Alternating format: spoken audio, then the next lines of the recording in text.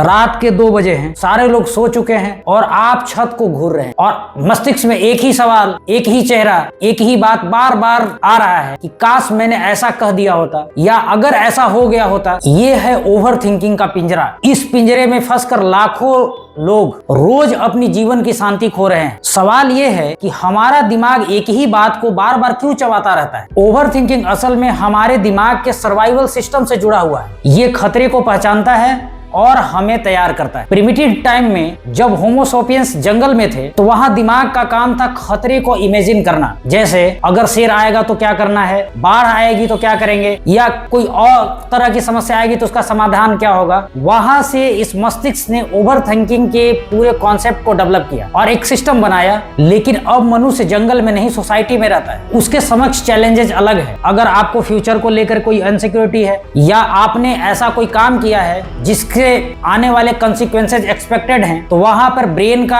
Amygdala ये predict करता है कि ये खतरा है, जबकि ब्रेन का प्री फ्रंटल कॉर्टेक्स जो लॉजिकल ब्रेन है वो ये बताता है कि ये खतरा नहीं है। और दोनों के बीच में शुरू होता है टग ऑफ वार और यही कारण बनता है ओवर थिंकिंग का। ओवर थिंकिंग से बचने का सबसे आसान तरीका है कि ये जनरली इमेजिन बेस्ड होता है, यानी पास्ट इवेंट्स को लेकर या फ्यूचर में होने वाली घटना को लेकर। जैसे एग्जांपल के लिए, आप किसी ऑफिस में काम करते हैं, आपको बॉस ने कोई रिपोर्ट सबमिट करने के लिए कहा और आपने निर्धारित टाइमलाइन पर रिपोर्ट सबमिट कर दिया, लेकिन बॉस ने रिमार्क दिया कि अगर आपने थोड़ा मेहनत किया होता तो रिपोर्ट और बेहतर बन सकता। ये रिमार्क आपके दिमाग में घंटों तक या कई दिनों तक घूमता रहे, जबकि बॉस की एक सामान्य प्रक्रिया थी या भूल भी गए होंगे, लेकिन चूंकि उससे आपका जॉब जुड़ा हुआ है, उससे आपके प्रॉफिट और लॉस जुड़े हुए हैं, तो दिमाग इसको एक खतरे के रूप में एनालाइज करेगा और इसको ओवर थिंकिंग कराएगा। ओवर थिंकिंग को कंट्रोल करने का सही तरीका यह है, जिस टॉपिक पे आप ओवर थिंकिंग कर रहे हैं, आप अपने ब्रेन से पूछिए